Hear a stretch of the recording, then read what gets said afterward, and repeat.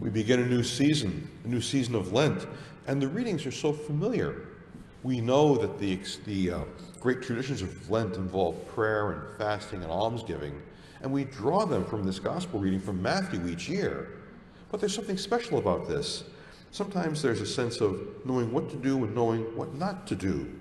So Jesus decides to give us both here in the experience of how do we pray? How do we give alms? How do we fast for others? And Jesus advises us to say, when we do these things, when we take on these disciplines, we do them not for others to see. Otherwise, we're being rewarded. We're getting gold stars from people for doing all these things, making all these sacrifices. Instead, do them in secret, as the phrase is. Let's draw from Matthew's words directly. You know, when you pray, go to your inner room, close the door, and pray to your Father in secret. And your Father who sees in secret will repay you. So we have all these conversations like this. Say, don't let your left hand know what your right hand is doing. Go and wash your face. Don't let others know you are fasting. Have all these things in here, because sometimes perhaps, let's say, the experience of preparing for Lent and taking on, say, things to do during Lent almost takes on, let's say, how shall I say it? Almost like you're making New Year's resolutions. You're making them and you try them, but it's as if you're doing them for others to see. The gospel encourages us to try another path. Well, what other path is there? Perhaps, let's say, this conversation we have with our Father, with whom we pray, may God point us in the right direction, how we can live Lent. May the Spirit come and remind us that we take on these responsibilities, these duties, these sacrifices in Lent, not for others, but we do them for God.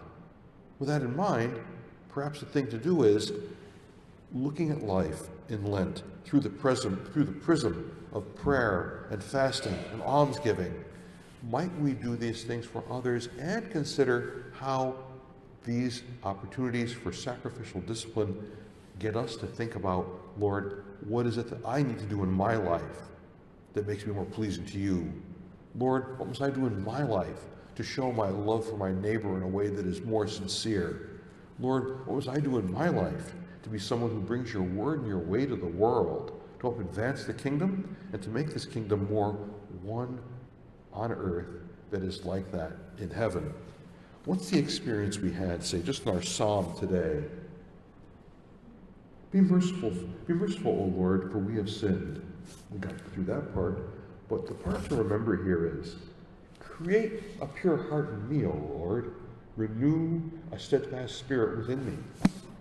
Can the experience of prayer and fasting and almsgiving during this special season, this sacred season of Lent, create a new heart in us and give us a steadfast spirit, that we would be ready to go out to love the Lord our God and love our neighbor as ourselves, to go and to live a life of the kingdom right here, right now.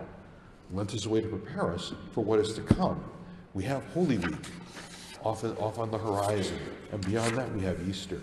May we think a bit about, say, how we come to live this season and do it for the Lord.